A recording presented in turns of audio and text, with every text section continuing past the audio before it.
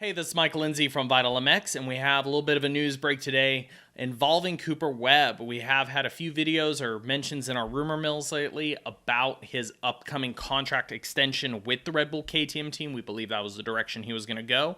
And today they have made it official, albeit the terms of the contract are not exactly what we expected, but they kind of make sense with some stuff we had heard much earlier in the year.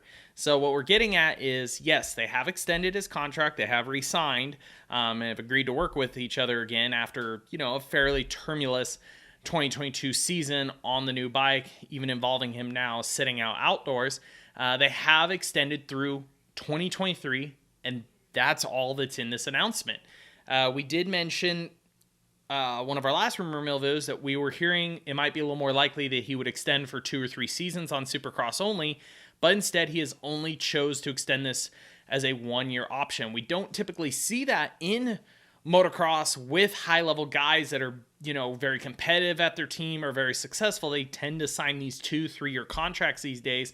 The 1-year deal reminds us much more of what we see in other motorsports, like, say, namely F1 or MotoGP, when riders are kind of feeling things out, our drivers in that situation.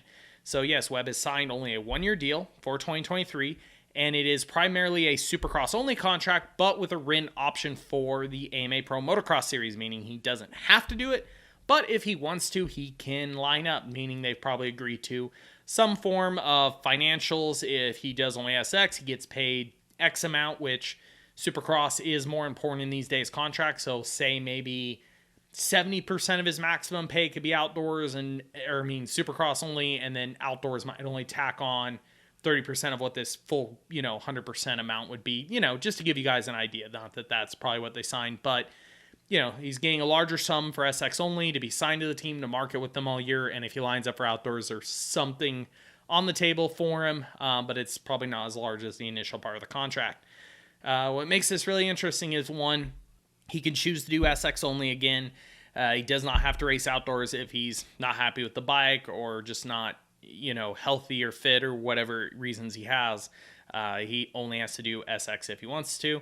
Can do both. But this lines up with other contracts we're seeing go into play. He is one of a couple riders that has been rumored to have tested a Monster Energy Star Yamaha 450, possibly in private, or at least has shown heavy interest. Of course, he had his early career success with Bobby Reagan, Brad Hoffman, and that whole Monster Energy Star Yamaha group.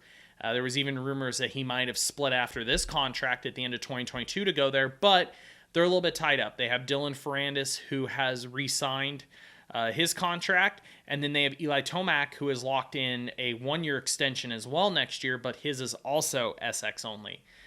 We had kind of theorized this in a rumor mill video earlier this year that we could see Webb only locked down for 1 more year at KTM and possibly leave his options open beyond that, which is what we would kind of feel like probably part of this deal is.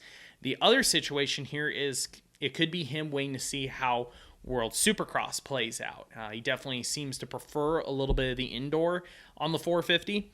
So this could potentially be a 1-year gap to kind of get him through it, try to race for that 3rd championship alongside the Red Bull KTM team, see if they can figure out this new bike, which will give him an idea of, hey, do I want to stay here long term? Or it can also give him the time to weigh out to see if Tomac does exit the sport at the end of next year, which in an interview we did recently with John Tomac, he did say it is very likely that Eli will retire after Supercross next year.